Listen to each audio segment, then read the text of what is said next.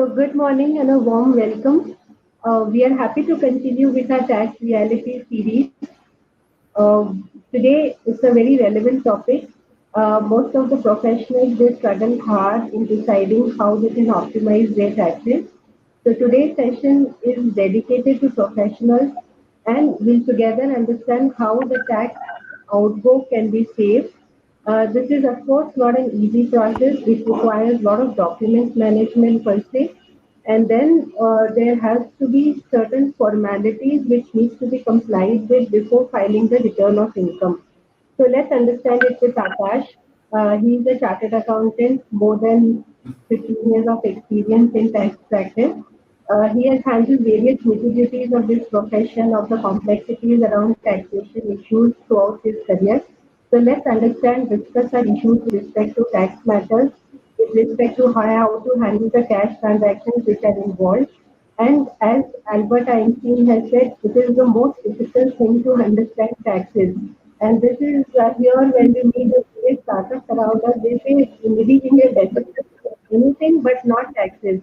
So let's hear it out with Akash Bansal. And over to you, Akash. Thank you, Nidhi. Good morning, everyone. So, as Nidhi said, that we're going to talk about taxation on businesses and profession. So, I'll start.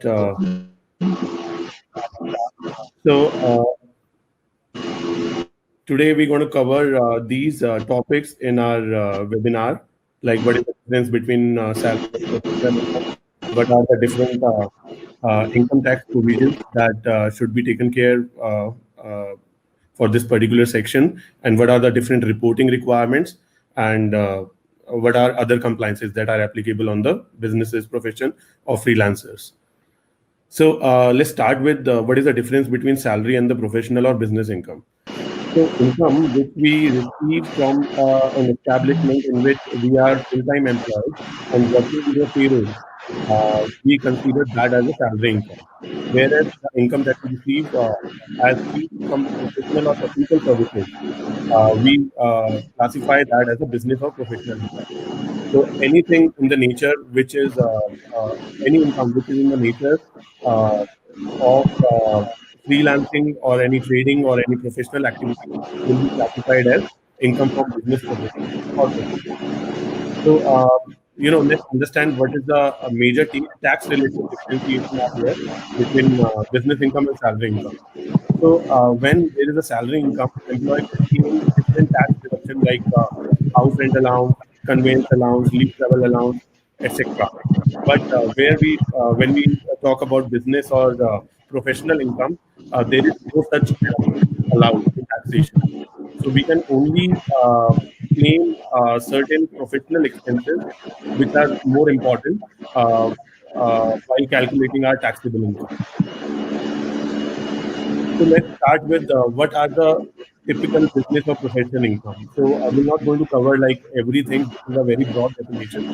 So we can summarize it in a single statement that any profit or gain that is coming from any business, professional activities, or any similar services can be termed as income from business or profession. So even if a partner in a firm is getting any salary, bonus, commission, or any remuneration, will also be termed as income from business or profession.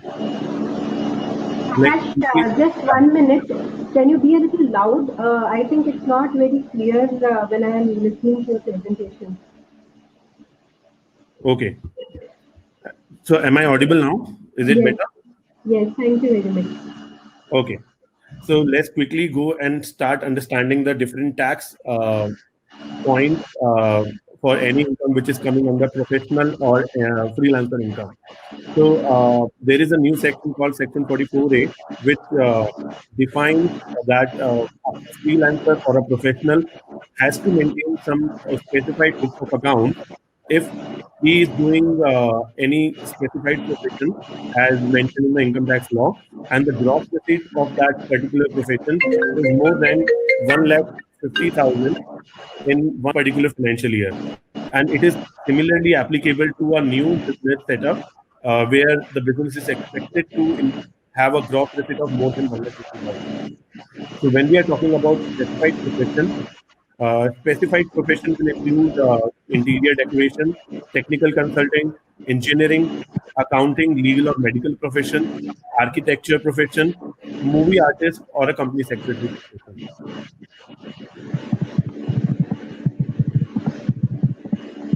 Now, let's understand what kind of specified books of accounts a professional or a freelancer has to maintain. So, if any professional is coming under freelancer, specified profession, gross receipt is more than 150,000, then he needs to maintain these specified books of accounts, which include a cash book, a day-to-day cash receipts and payment log, a log of day-to-day transactions, a ledger where all these transactions are recorded, a photocopy of all the bills and receipts issued, which has more than rupees 25 transaction, original bills of expenditure where the transaction amount is more than 50 rupees. So these are the specified books of account a professional or a freelancer has to maintain if he is doing any specified business and his gross receipts are more than 1,50,000. This is mandatory provisions and has to be followed. Apart from that, if any person who is in the business of who is in the medical profession, he also needs to maintain a daily cash register and a daily details of stock of drugs, medicines, and other consumables.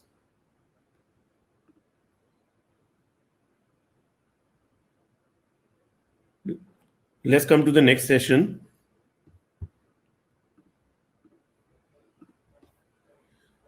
Okay, so the next section is related to presumptive taxation. This is a very beneficial section for a professional whose gross receipt is less than 50 lakh rupees. So this section is section 44 ADA, which also covers certain specified professions. So under this section, income tax law allows a professional to calculate taxes on the presumptive income calculation basis. So this means assessee who opts for this particular section need not to maintain any books of accounts. So this means if anyone whose gross turnover from a financial year is less than equals to 50 lakh, then he can opt for such this particular section, and in that scenario his taxable profit will be calculated as 50% of the gross receipt. So this means the 50% will automatically be considered as professional expenses. And now he needs to calculate the taxes only on the remaining 50% of the gross receipt. So this is a very beneficial section for small professionals who do not want it to maintain any books of accounts or do not want to get into income tax audit provisions. So these are the eligible professions where people can opt for this particular presumptive taxation scheme. So which includes interior decoration, technical consulting, engineering, accounting and legal profession, medical profession, architecture profession, movie artist and company secretary.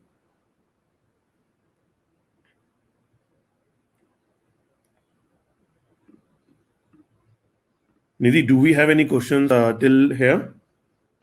No, we don't have any questions as such. But I would like to bring, to the attention of the participants that when we are opting for Section 44 ADA, the filing of the return needs to be very accurate. So, for instance, in the very opening pages of the return, you have to select which profession are you involved into. So if the selection of the profession itself will be incorrect, probably the income tax department will send you a notice that you are not eligible to apply for section 44 ADA. Imagine a section wherein you are not required to maintain the books of accounts without incurring any expenses. You are able to get a benefit of 50% of the gross receipts.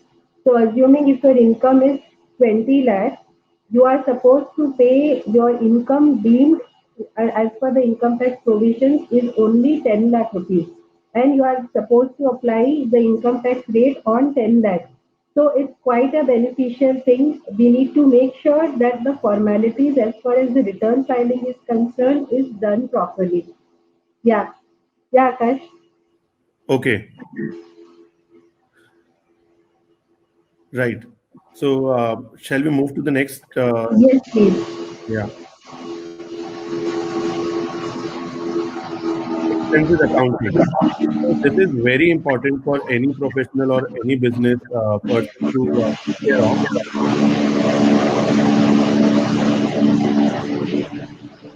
Yeah. So expense accounting is very important. Uh, any professional who is even doing a freelancing work, his entire receipt will be calculated for taxation if he's not booking all the expenses. It's like very,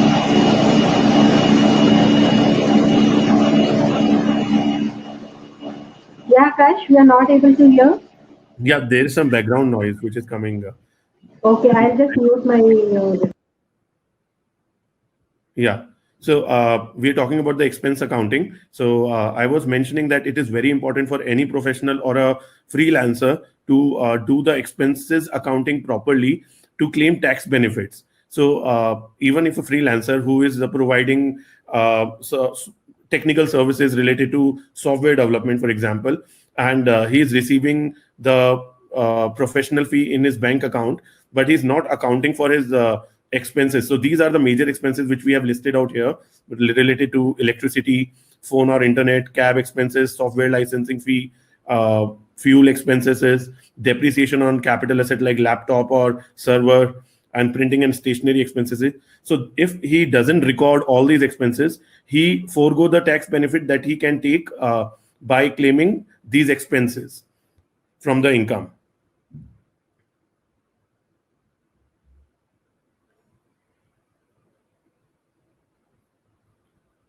So here I would like to add one thing, Akash.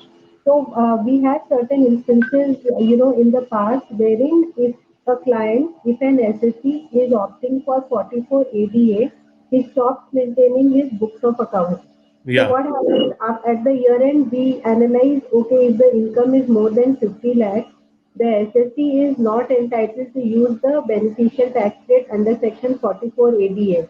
So as a matter of practice, it is important that we account for our expenses, and year end it can be decided whether we go by presumptive taxation or we opt for these The specific regular accounting taxation. invoices. And hence we at any point of time we cannot be careless about the way our accounts are being maintained. Right. I think this is the best practice anyone can follow. That maintaining his books of account and at the end of the year calculate between two, which is more beneficial for the assessee.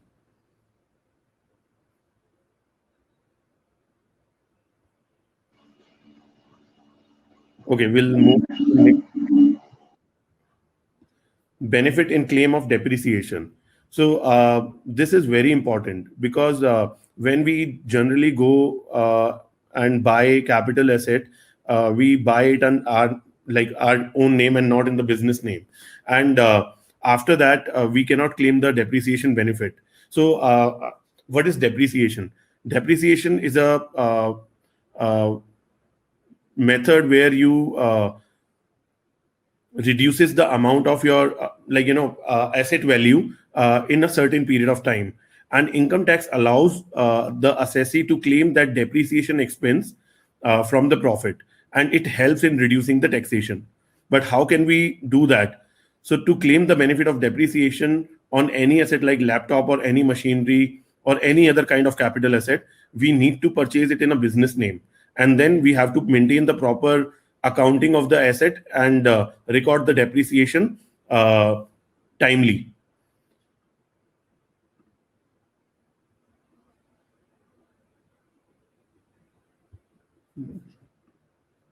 Can we move, or do we have any question here?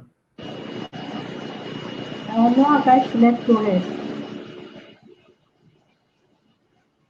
Okay. Concept of brought forward losses and adjustments. So I do not know how many people are actually aware about this concept of brought forward losses and adjustment. So today is an environment where we see daily lots of startups, build, and then they incur losses in the first few years, and but they either they register as a private limited company, or they work as an individual, as a proprietorship or a partnership, they don't file the income tax return. So people have a mentality that when they are earning profit, then only they should file the return. But if a person who is incurring losses in any business uh, files the return, he can get the benefit of the losses incurred in any particular year to be carried forward to the next years where the profit will come, and he can then do the adjustment of profits with the losses. So the idea is, if you are incurring any kind of losses in any financial year, you should not avoid filing your income tax return. You should file your income tax return and claim the carry forward of the losses, so that in the coming year you can take the benefit of those losses to set off with the profit in the future years. But one thing is very important: to claim such carry forward of losses, you need to file the ITR, and ITR need to be filed on or before the due date or extended due date.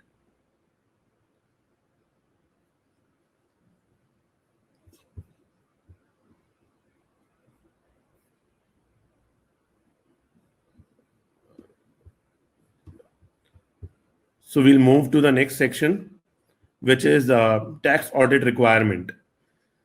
So tax audit is an examination or review of accounts of any business or profession carried out by the taxpayer from the income tax point of view. So it makes the process of income tax computation for filing of the return of income. So we will talk about the professionals and the businessmen, that who comes under the tax audit category. So if it is a profession or a freelancer, if the total gross receipt in a particular financial year exceeds 50 lakh rupees, or for a business or business, if the sales or the turnover or the gross receipt exceeds 1 crore, then the person comes under tax audit purview. So any person who is coming under the tax audit purview mandatorily need to get the tax audit done by a practicing chartered accountant. So if someone fails to do so, he will have to pay a penalty, which will be 0.5% of the total sales of the turnover, or 1,50,000 rupees, whichever is lower. So everyone needs to check that what is the turnover at the end of the year, and if the turnover for a professional exceeds 50 lakh and for a businessman exceeds 1 CR, they have to get their accounts audited.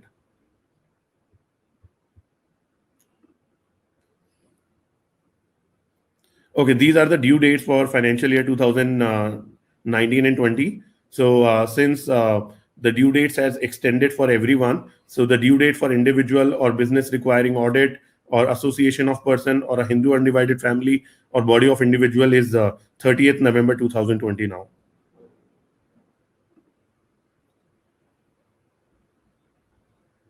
This is another important section here we have covered, that what are the reporting requirements for any assessee while filing the income tax return.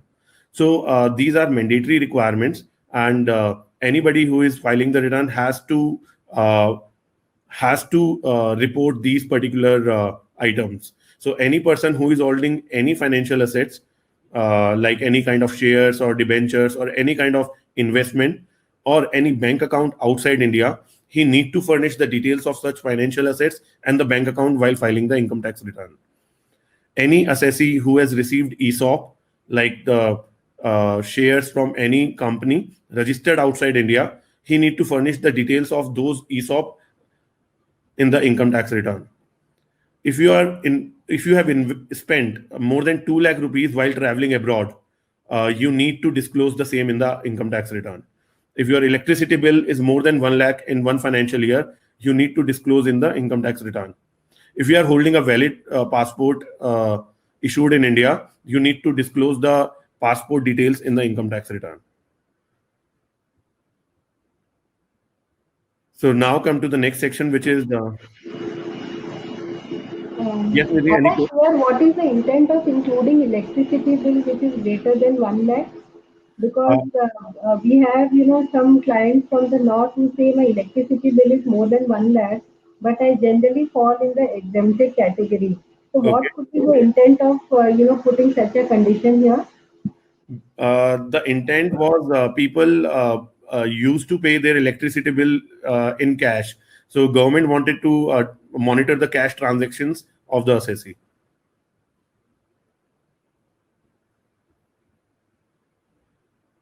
Can we move to the next timelines for the different assessments? You're not audible. Yeah, yes, please address. Let's move on.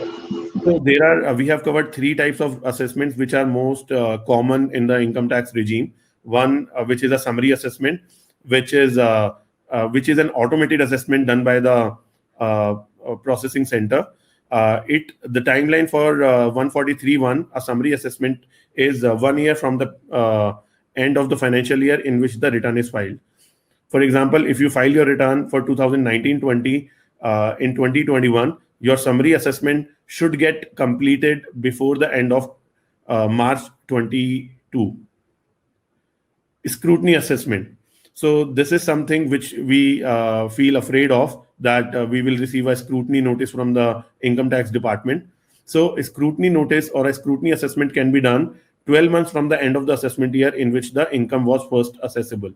So this means if you are filing the return for 19-20 financial year, your return should assessable assessment year is 19-20-21, and scrutiny assessment can be done by the assessing officer within 12 months from the end of the assessment year. So the scrutiny assessment can be done on or before March 22. Best judgment assessment. This is something which income tax officer himself assess the income of the assessee, and when he do not get any satisfactory information or revert from the assessee. So the timeline for such kind of assessment is 2 years from the end of the relevant assessment year. So similar in the same example of if you are filing return for 19-20, assessing officer can do the best judgment assessment before on or before March 23.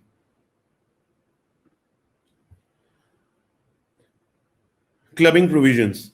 So there are few clubbing provisions, which means the income of other person will be included in the assessee's income.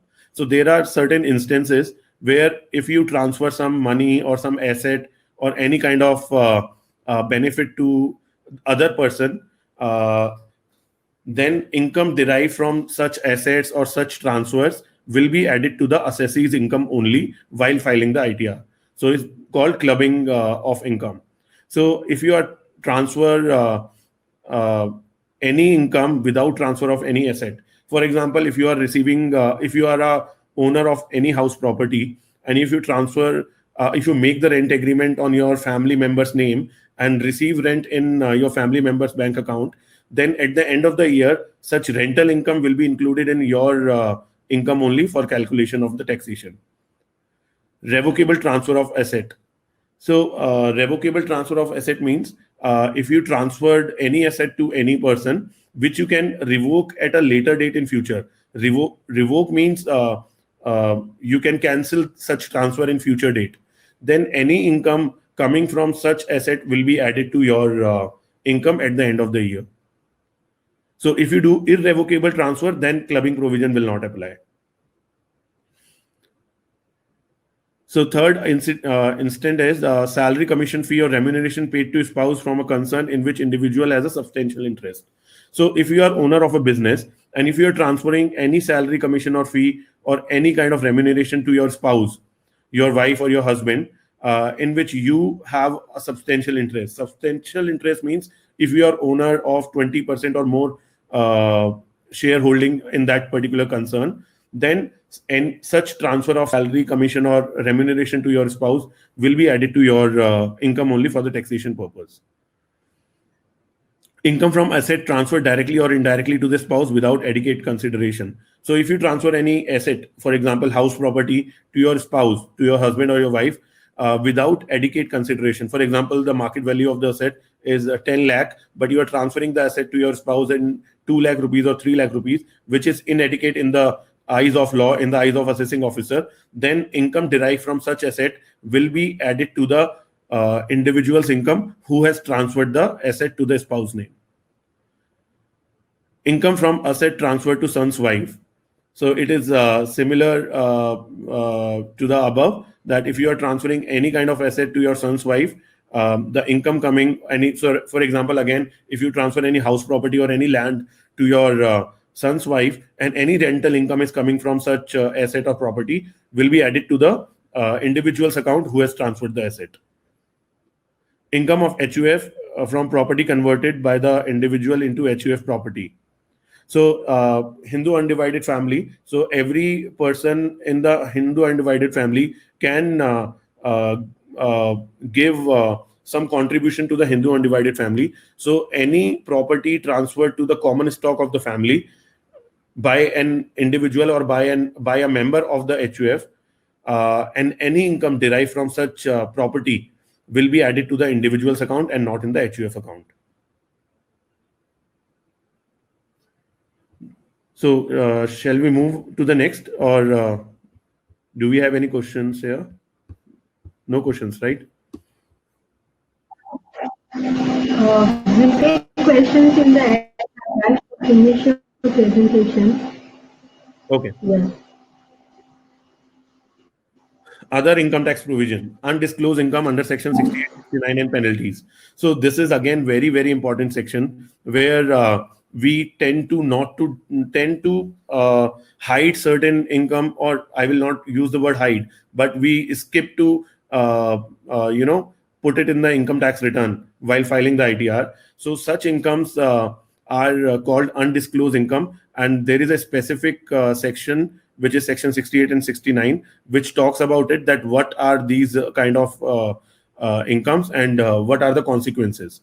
So we'll start one by one. So we'll talk about what all incidents can happen, which can attract these two sections. So section 68 talks about any income credited in the bank account, but we do not show in the ITR.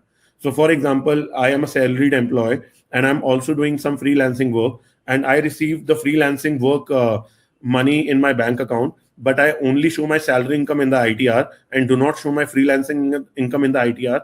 So this particular incident can attract section 68 as undisclosed income. Section 69, investment made but no explanation about the source of such investment.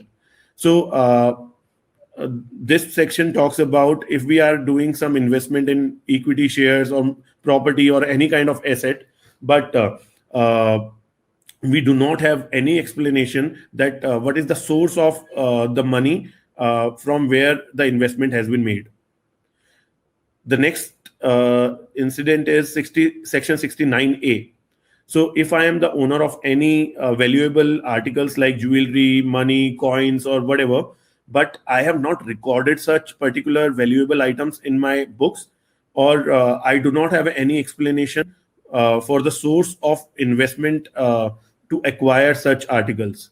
So this particular incident will attract section 69A. The next is investment made or the owner of any money. So it is talking about the above two sections only, section 69 and 69A, where if we are making any kind of investment in valuable articles like jewelry, bullion, and any kind of unrecorded money, but we have recorded such assets in the book, but recorded as at a lower value than the actual value of the assets. So, for example, if I have bought a jewelry worth rupees 1,000 and recorded in the books at 500 rupees, then I'm recording at a lower value. Then it will also be treated as undisclosed income in the ITR. Expenditure made, but source of such expenditure is not available. So this particular section talks about if I make any expenditure, for example, I go for foreign travel, and I expend some 1.5 lakh there, but I do not have any kind of explanation that where this money came from. So this particular incident will attract section 69C. So these are 5 incidents where income tax law talks about undisclosed income. And if any of such thing happens,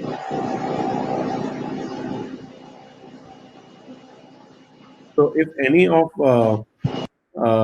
such incident happen, it will attract under section 68 and 69, and the consequences are income tax officer will definitely send you a notice, and the burden of proving that such things are not did not happen, or if you have a valid explanation, the burden of proof will always be on the assessee and not on the income tax officer. So if any of incident happen, the sum as determined under the above mentioned sections would be taxable in the financial year in which income tax officer found is credited or invested or incurred. So these section can come even after 2 or 3 assessment years. So if any of such incident is found by the income tax officer, the law will law says that the tax rate of 60% will be applied, and it will be further increased by 25% surcharge and 6% penalty. So if you have done a 100 rupee transaction and you have not disclosed in the income tax return, then 83.25% of such transaction will be levied on you as a penalty and taxation. Okay, I think this is a very important section for everyone. What are the precautions and for the faster tax refund? So one thing is you even if government is extended the timeline for Aadhaar PAN linking, but you should do it immediately. Bank account pre-validation. So we have attached a screenshot here. When you log into my portal of income tax, my account of the income tax portal, there you see the profile settings option. There you see an option of pre-validate your account number. So here you should go and put your registered phone number and email ID and the account number and validate with income tax and the bank database. So if you do that, income tax refund will become easier and faster. E-verify your ITR immediately after filing. So though you get 120 days time after filing of the return to e-verify your ITR, but still it is advisable to do it immediately. So you can do e-verification by going to the My Account option in income tax portal, and there you see the option of e-verify your return. And if you click on that, it will ask you which method you want to use, like Aadhaar validation or pre-validate account method or the net banking. So you can choose any of the method and e-verify your return to get the faster refunds. This one is very important, that you should keep checking your work list and for your action tab, where you can you should do it time to time to see if there is any pending tax intimation. So sometimes what happens that income tax officers sends you some tax intimation, but you do not get it on email or by hard copy, but it is always published there on the work list option and under in the income tax portal. So you need to go there and click on for your action. There you will see the list of all the pending tax intimations. Nidhi, do you have something to add here for the assessees to get faster refunds? So we have a recent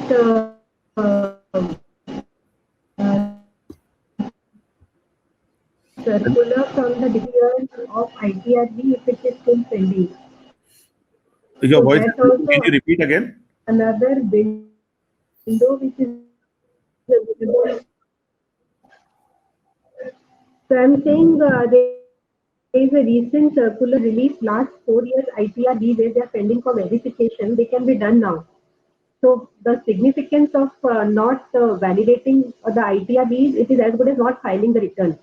So all of us need to understand, like suddenly it will come as a surprise, we have to apply for a visa, and then we realize we have actually not filed the return which was due.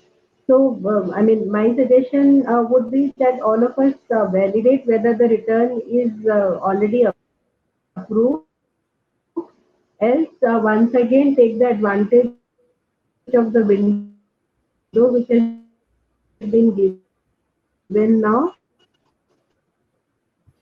and make sure that our returns are all processed by the income tax department. I think your voice broke. I'll repeat again.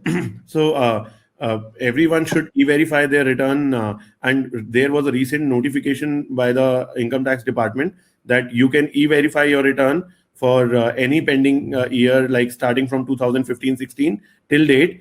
If you have missed or forgot, or if there is any reason of not e-verifying your ITR for the previous year, you can do it now until 30th November, and income tax department will process the return accordingly. So it is a very good offering, like a step by the income tax department for the benefit of assessees. So here we talk about the other compliances. Apart from income tax, there are other compliances which are equally applicable on the professionals, business people, and the freelancer.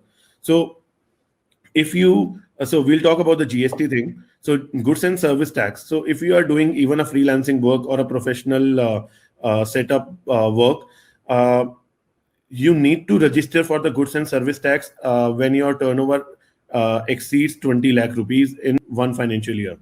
So, or the other way, if in any ongoing financial year, if your turnover increases 20 lakh, you need to go for GST registration and file your GST returns and pay the GST regularly. So this exemption is not applicable for certain categories. So this means that this exemption limit of 20 lakh is not applicable for some category of businesses, where they have to apply for the GST registration from the very first day of the business. So this includes interstate supplies. So if you are a trader who is supplying goods outside your local state, then you have to take GST registration even if your turnover did not exceed 20 lakh. Casual taxable persons who are not a regular taxable persons. Person taxable under the reverse charge basis.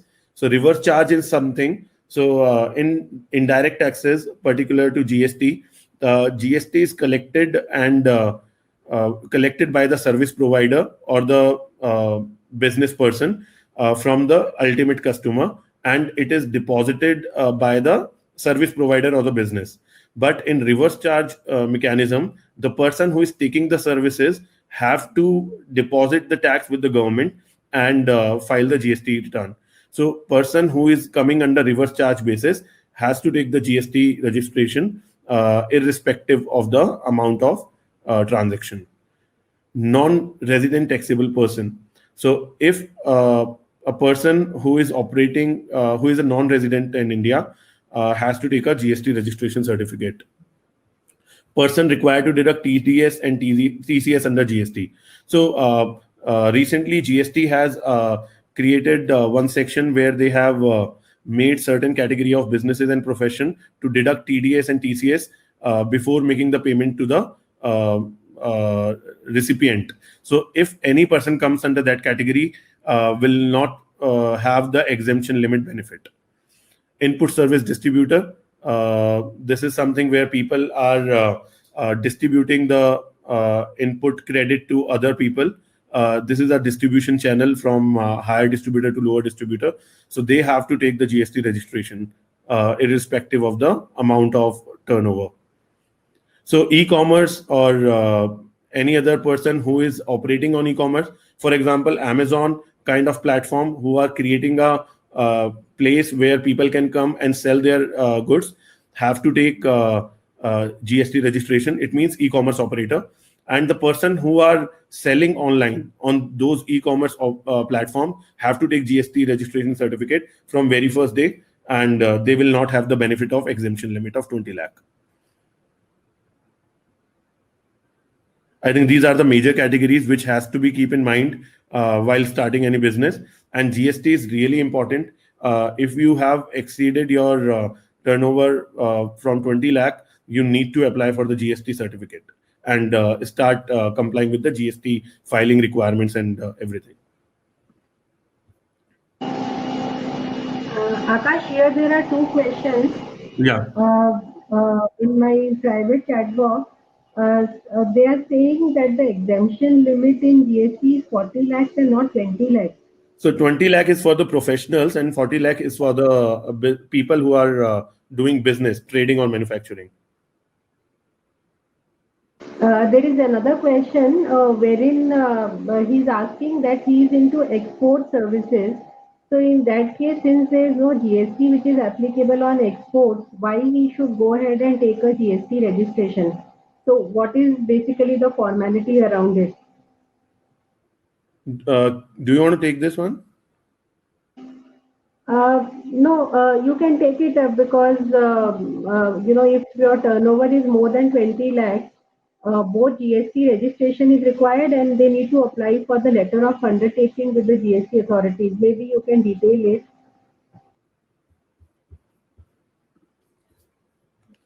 Allow me a moment.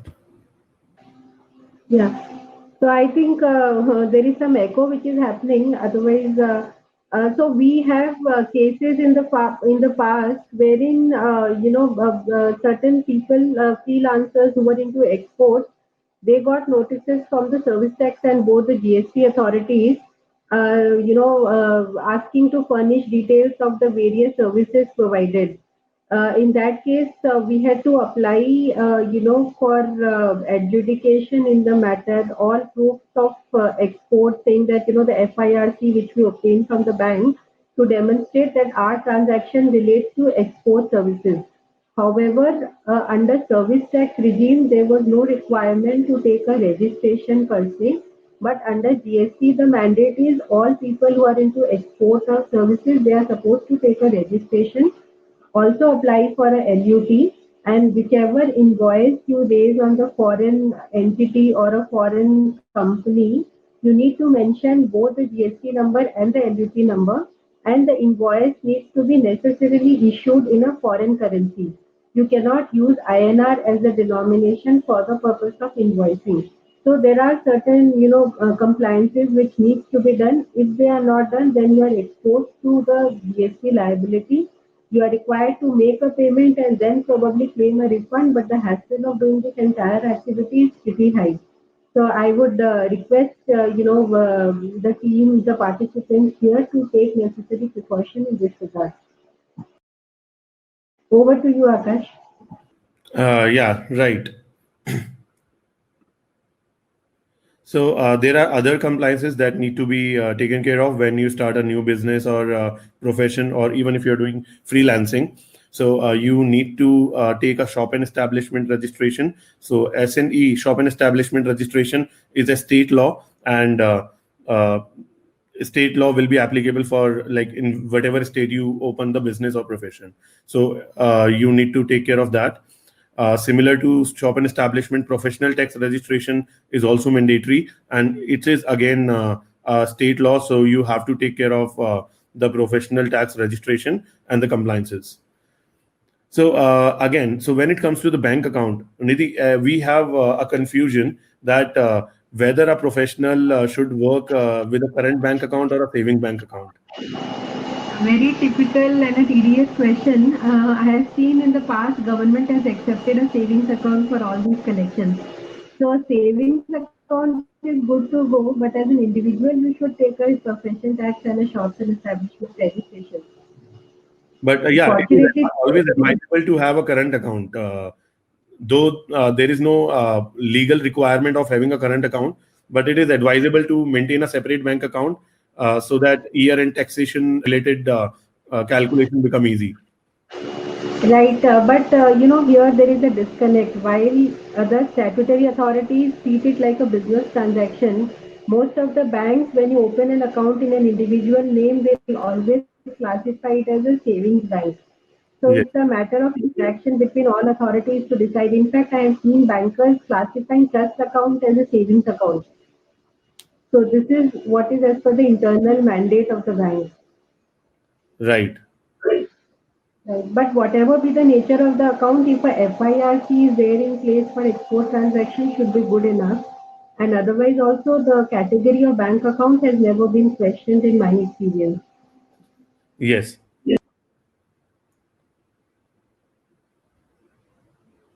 Okay, so there is one more discussion is always happening. So if somebody is doing a regular business with a regular GST registration, and he is not, maintaining the proper books and record, so how should he do it to claim the GST benefits? Like, if somebody is buying a laptop and paying GST on it, so how can he do it to claim the GST credit on that laptop or any capital asset or revenue expenditures?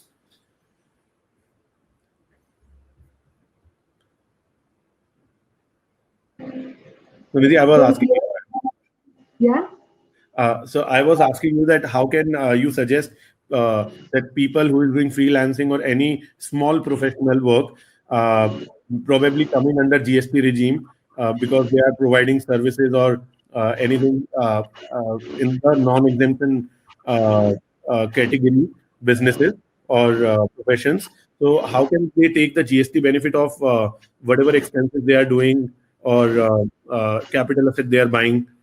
Any GST paying or those expenses or capital asset purchase. Okay. So the input tax credit is actually in various other expenses category also, not just about the capital expenses. There is a format of invoice which has been prescribed under the GST rules. When the invoice is being issued by the seller, for instance, HP issues an invoice for a computer, the GST number of the buyer should be updated in the invoice. So once an SSC claims an input tax credit on the GST value, the depreciation amount which is to be considered for books of accounts will be excluding GST value. So there are two options. Either an SSC can claim the GST input tax credit, or the SSC can go ahead and claim the depreciation on the total value including GST. So for registered entities, it makes more meaningful to take the ITC because that's an immediate cash benefit.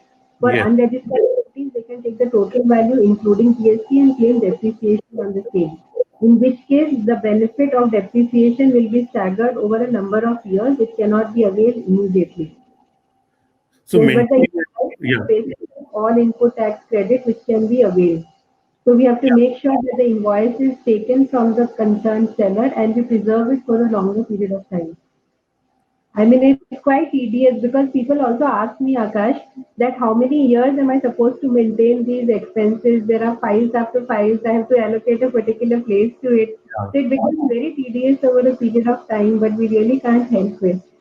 yeah, we really can't help it. But anyway, there is always benefit of maintaining proper books of accounts, even for the individual freelancing thing, because they can take depreciation benefit, they can book all their expenses, they can take GST benefits if a Right. GST is applicable. So there are so many benefits of maintaining books of accounts, regular books of accounts. Okay, I think this is all we have a small session for business and profession. So we can take few questions now.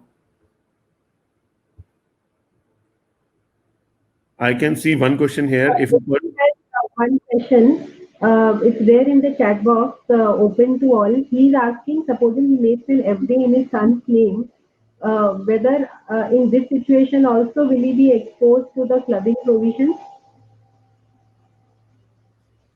so that, So, yeah. how we treat these transactions? This clubbing provision always has a gray area surrounding it. I have seen, parents sponsoring a good amount of education for the children, and then they transfer the entire amount to the son's account instead of paying directly from their account. So, a lot of confusion around these clubbing provisions. How should we handle it? Many a times we have made gift deeds in the past, but is there any other suggestion that you have?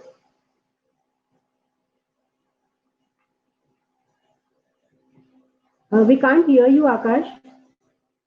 So I think these clubbing provisions are very subjective and need to be studied properly before coming to any conclusion.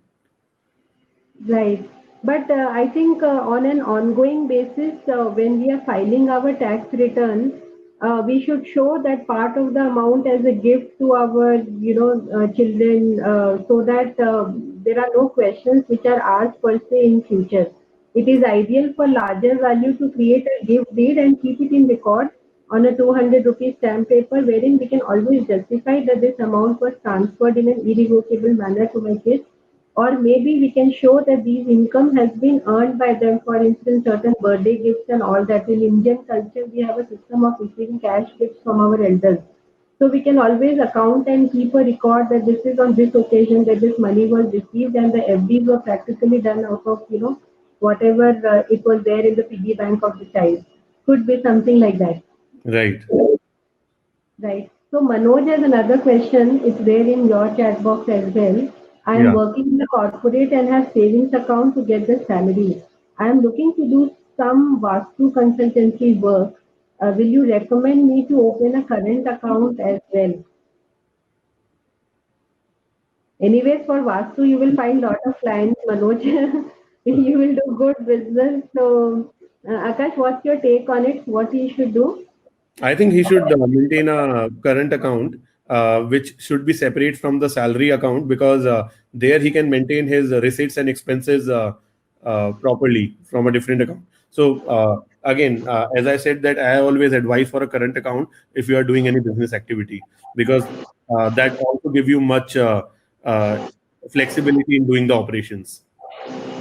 Right, and also assuming, Manoj, you do extremely well, which we all hope for, and there is a requirement for an audit, then you need not disclose your personal transaction to the auditor. You can just say that this is a current account which captures my entire business transaction, so that audit, and even when you approach the bank for a future lending perspective, even then he has a lot of clarity that there is a current account, there is a business which is running, these are the kind of credits which are there in the account. So from all perspective, it looks like a current account is more advisable, to take up your new business.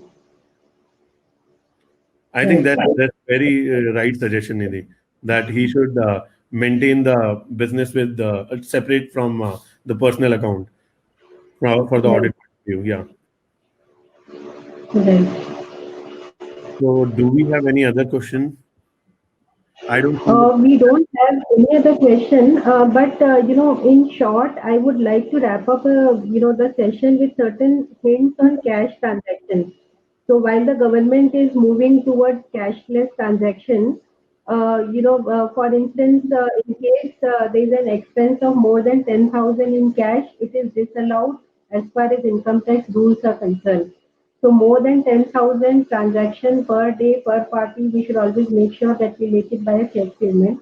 There has been an amendment in Jan. There is a new notification which has been issued in January 2020, wherein government has mandated that any payment through IMPS, credit card, RTGS, NEFT, and also through the BHIM app will be classified as an acceptable mode of payment. As a consequence of which, all these payments, there are no disallowances which are attached to it. Mediclaim payment, there is a mandatory requirement that we should have only a check payment. In case you use cash to make a mediclaim payment, benefit under Section 80D is not allowed. Donations more than 2,000 rupees cannot be made in cash. An important thing is, while we build our businesses, we take certain loans and deposits in cash. We again repay the same amount in cash. So there are uh, uh, there are two very important sections wherein, in case you have transactions in cash, even if it is a loan, deposit, or anything, the same amount of transaction will be added up as an income to your account. So 3 lakhs of loan which you have taken is equivalent to the income in your books of accounts, and then applicable tax rates are very, very high. So we should avoid, the intent of the government after demonetization is to stop all cash transactions as such. So, they are very important in terms of, even when you buy an asset, for instance, a computer, more than 10,000 rupees, it has to be a check payment. So, you should always remember, as an SSC, in terms of assessment, which can happen, cash transactions are a big no in today's taxation environment. So, thank you very much. We can wrap up the session. Hope it was helpful and you enjoyed a lot of input from Akash side. It will help you maybe plan your transactions in a more optimum manner. So over to you, Akash. Yeah. So, Nidhi, one more thing I wanted to uh, tell to our users, our attendees, that we have come up with our new product, which we call it Family Office Services, where we will ensure that we will take care of all the end-to-end financial personal finance management of any person, which include accounting management, tax planning and filing, money and investment management, insurance management, document management, property compliances and management, startup advisory, GST, TDS, and other compliances. So this is something which we are offering as a product. So if anybody feels to know more, wants to know more, can write to us or at support@optimoney.com.